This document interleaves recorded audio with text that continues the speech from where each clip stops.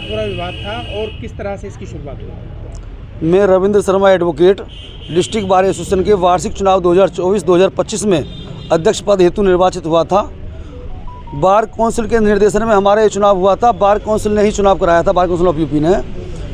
आज बार council of UP ने मेरे चुनाव को वैलिड मानते हुए मुझे अध्यक्ष वैलिड माना और मैं उसी के निर्देशानुसार मैंने आज कार्यकारिणी वहाँ बुलाई थी। कार्यकारिणी में मुझे धमकी दी गई। कल रात भी मुझे बुला के बाईपास बुलाया गया था। वहाँ पे 4-5 गाड़ियाँ संदिग्ध दिखाई दी तो मैं वहाँ से लौट आया था। मुझे आज अंदेशा था कि आज मेरे साथ कोई बड़ी वारदात हो सकती है, इसलिए मैं अपनी लाइसेंसी पिस्टल लेकर आया था। बार में मैं बाथरूम करने गया था तो वहाँ मैंने देखा कि वहाँ बहुत सारे लोग खड़े हैं। एक बोर्ड है, वहाँ पर नाम लिखा होता है अध्यक्ष सेक्रेटरी का, और उस अध्यक्ष सेक्रेटरी के बोर्ड पर सुमन राघव जी अपना नाम लिखवा रहे थे। मैंने उनसे कहा ये क्या कर रहे हैं आप? बार काउंसिल ने बार काउंसिल ऑफ उत्तर प्रदेश ने हमें माना है अध्यक्ष, तो हम ही यहाँ पर नाम लिखवाएंगे, आप ये क्यों लिखवा रहे हैं? तो सुमन राघव जी ने अपने गनर की पहले तो स्टेन गन छीन के मेरे तरफ तानी। मैंने कहा आप मुझे गोली मारेंगे? मार दो मार दो मार दो। फिर मैंने देखा वहाँ 3-4 लोग जो पश्चिमी उत्तर प्रदेश के टॉप के बदमाश हैं, मैं उनका नाम लेना नहीं चाहता मीडिया में, वो लोग वहाँ खड़े थे। मैंने कहा आज पूरा षड्यंत्र। रात भी इन लोगों ने मेरे पीछे गाड़ी लगाई थी, आज भी ये यहाँ पर मैं हथियारों के खड़े हैं। तो मैंने अपनी सुरक्षा में रिवॉल्वर निकाली थी। मैंने किसी पर तानी नहीं थी, बिल्कुल झूठी बात है तानने की। मैंने कहा था कि मैं बोर्ड पर नाम नहीं लिखने दूंगा, मुझे कोई मार के इस बोर्ड पर नाम लिख सकता है। इस प्रकरण में क्या किसी प्रकार की शिकायत आपके द्वारा की गई है? मैंने चूँकि सुमन राघव जी ने अपनी रिवॉल्वर निकाल के मुझे धमकी दी थी कि इसे जान से मार दो। उन लोगों को उकसाया था कि इसे मारो जान से, और मैं मारता हूँ। तो और मैंने अपनी सेफ्टी में रिवॉल्वर निकाली थी, किसी को धमकाया नहीं था। मैंने इस बात की तहरीर कप्तान साहब को आज मैंने दी आके, और कप्तान साहब को पूरे प्रकरण की जानकारी दी है कि बार काउंसिल ऑफ उत्तर प्रदेश इनके निर्देशन में ही हमारा चुनाव हुआ है और मैं ही वैलिड हूँ। और मैंने ही आज मुझे उनका आदेश जिला जज के यहाँ आया, डीएम साहब के यहाँ आया, कप्तान साहब को कॉपी आई है। उसके अनुसार जो है मैं वहाँ पे आज अपनी जो मेरी निर्वाचित कार्यकारिणी है उसको लेकर मैं बैठा था और वो करा था। उसी से उन्होंने गुस्से में आकर टेंशन में आके और मुझे जो है ये सब उन्होंने वारदात की है। सुमन राघव जी का licence UP bar council of Uttar Pradesh से निरस्त हो चुका है। वकालत करने का फर्जी मार्कशीट उन्होंने अपनी लगाई थी, उस फर्जी मार्कशीट की वजह से उन बार काउंसिल ऑफ उत्तर प्रदेश ने जांच करके इनका लाइसेंस निरस्त किया था। ये बार काउंसिल ऑफ इंडिया से रिव्यू में जाके एक रिवीजन में जाके स्टे लेके आए हैं। उसकी सुनवाई भी एसएलपी पड़ी हुई है सुप्रीम कोर्ट में, जल्दी सुनवाई हो गई, इनका लाइसेंस भी निरस्त होने वाला है।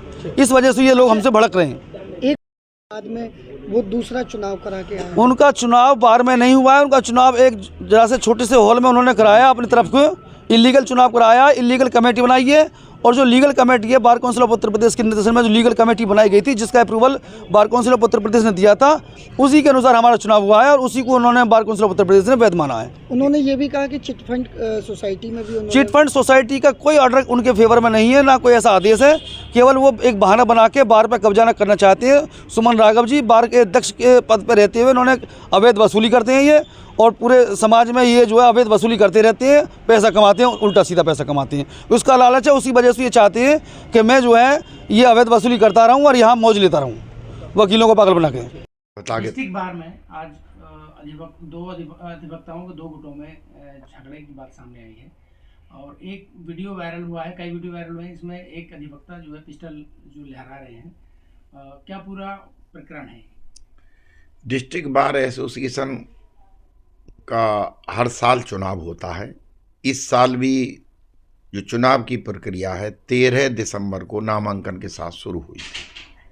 13 दिसंबर को नामांकन करने के बाद 16 दिसंबर को चुनाव हुआ था, जिसमें मैं सुमन कुमार सिंह राघव अध्यक्ष चुना गया था, शैलेंद्र लोधी महासचिव चुने गए थे और भी पूरी कार्यकारिणी का चुनाव हुआ था। इन्होंने अपनी दूसरा गुट जो पक्ष है, जो अपने आप को सो कॉल्ड अध्यक्ष और महासचिव कह रहे हैं, इन्होंने भी अपना जबरन 13 तारीख को नामांकन करा कर, जबकि मॉडल बायोलॉजी के तहत इनका चुनाव नहीं था, अपना 18 को चुनाव करा लिया और उसमें अपने आप को घोषित अध्यक्ष और सचिव करवा लिए। ये रविंद्र शर्मा, क्योंकि अब उस दूसरे पक्ष की ओर से, हालांकि आज तक के इतिहास में किसी भी बार में 2 बार चुनाव नहीं होते, जो पहला चुनाव होता है कानून में वही मान्य होता है। उसकी हमने एल्डर कमेटी के द्वारा सूचना chit fund society, bar council UP, bar council of India को भेज चुके हैं।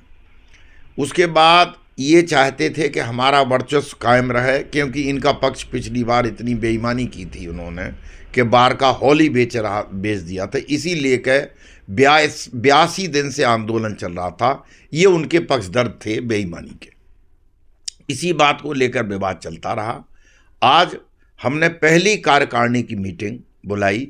हालांकि मैं उस समय नोएडा, वहाँ के जो चुनाव हो रहा है प्रविंदर भाटी के चुनाव में, उनका प्रचार करने गया था। जब मुझे पता चली कि कार्यकारिणी की मीटिंग है तो मैं वहाँ चुनाव प्रचार छोड़ के बीच में आ गया।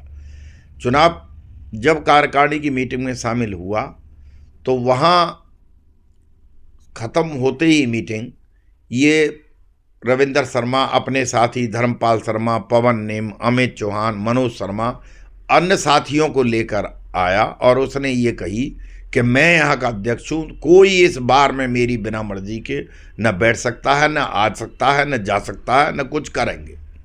इसको लेकर ये आग बबूला होता हुआ हाथ में रिवाल्वर लहलाते हुए आया। पहले बार का कर्मचारी सुनील शर्मा धमकाया, फिर वहाँ बैठे हुए कम से कम 100-125 अधिवक्ता थे, उनके सब के सामने मुझ पर रिवाल्वर तानी और ये कहा कि आज तुझे ही ख़त्म कर देता हूँ, सब कहानी ख़त्म हो जाएगी। क्योंकि हम अधिवक्ता हैं, हिंसा का सहारा नहीं ले सकते। अहिंसा के रूप में मैंने अपनी बात बड़ी तार्किक रूप से उनके सामने रखी थी, लेकिन वो अंत तक अपने आक्रामक रूप में रहे। वो तो भगवान ने ऐसा कर दिया कि रिवाल्वर नहीं चली, वरना हो सकता था कि वहाँ हादसा बड़ा हो जाता। आज किसी आपकी तरफ से क्या शिकायत की गई?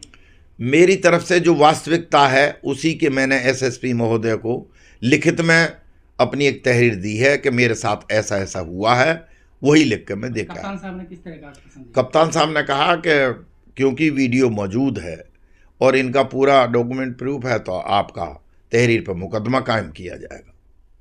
अधिवक्ताओं के बीच झगड़ा हुआ था, किस प्रकार का वो झगड़ा था और किस तरह की उसमें कार्रवाई की गई?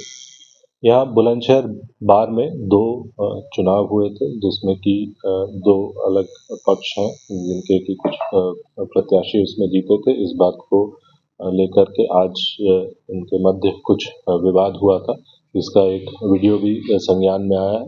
इसमें दोनों पक्ष से प्राप्त तहरीर के आधार पर मुकदमा पंजीकृत किया जा रहा है तथा वीडियो में जो शस्त्र दिख रहा है उसे जमा करवाया गया है। साथ ही साथ मेरे द्वारा दोनों पक्ष से वार्ता भी की गई है और शांति व कानून व्यवस्था बनाए रखने हेतु अपील किया गया है।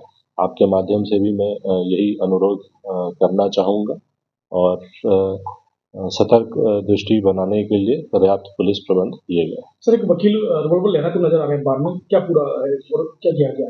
जैसा मैंने बताया, शस्त्र को जमा करवा लिया गया है और अग्रिम विधिक कार्रवाई इसमें की जाए। सर, इसमें क्या अधिवक्ताओं को सुरक्षा की मुहैया कराई?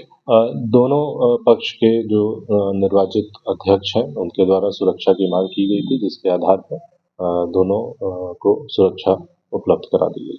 जैसे दोनों पक्ष जो है झगड़े को उतारे तो पुलिस किस तरह की अपील करना चाहिए? देखिए, आपके माध्यम से मेरा यही अनुरोध है, पूर्व में भी हम लोगों के द्वारा यही अनुरोध किया गया है कि कोई भी कानून अपने हाथ में ना ले और इसमें जो भी बार काउंसिल या मान्य न्यायालय द्वारा जो निर्णय दिया जाएगा वो मान्य रहे। जैसे क्रिकेट में फोर्स तैनात रहेगी? जैसा मैंने बताया, पर्याप्त पुलिस प्रबंध किए गए हैं और हमारी कचहरी सुरक्षा और थाने से भी पुलिस बल लगाया गया।